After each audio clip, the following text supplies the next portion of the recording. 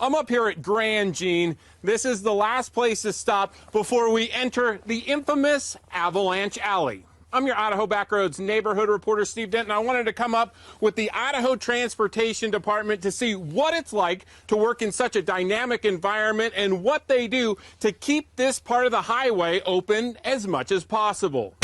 Turk Schaefer lives in Lohman, and for the past 8 years, he's driven this is where the fire went through this section of Highway 21 in his plow. We are in Avalanche Alley. So far this year, 9 avalanches have reached the road. Anything like that. Prompting ITD to close this stretch of highway from Lohman to Stanley multiple times for people's safety. There's some times that, kind of makes you eerie. Like I said, we have avalanche crew that comes up, and they keep a pretty good eye on us. Only 3 highways in the U.S. fall under the high category for danger in the Avalanche Hazard Index. So back at ITD's headquarters in Lohman, a team monitors conditions for this stretch of Highway 21. They're some of the best forecasters in the country, if not the entire country.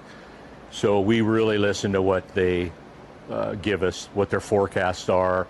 They're really good. They don't put us in any kind of danger. However, we're up there every day plowing.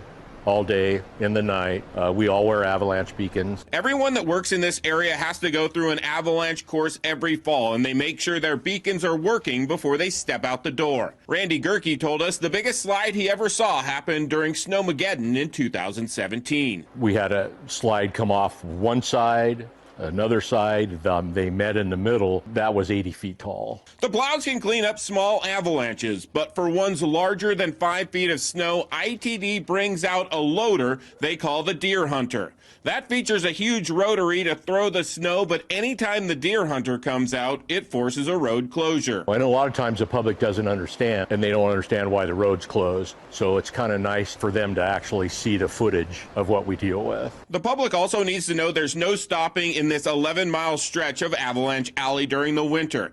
But if something happens, stay in your vehicle and try to get to a green sign. That's one of our safe zones. But for Turk, Randy, and the whole crew at ITD, they work all winter long to keep this road open, and it's also a job they all love. It's amazing. I mean, we have fun in this area, especially when there's avalanches. It makes our day amazing because we're trying to get the road open. Plows still run every day, but with no snow the past 2 weeks, it has slowed down considerably, giving the crew a nice break as they know it will be go time when another big storm rolls through. I'm your Idaho Backroads neighborhood reporter, Steve Dent, for Idaho News 6.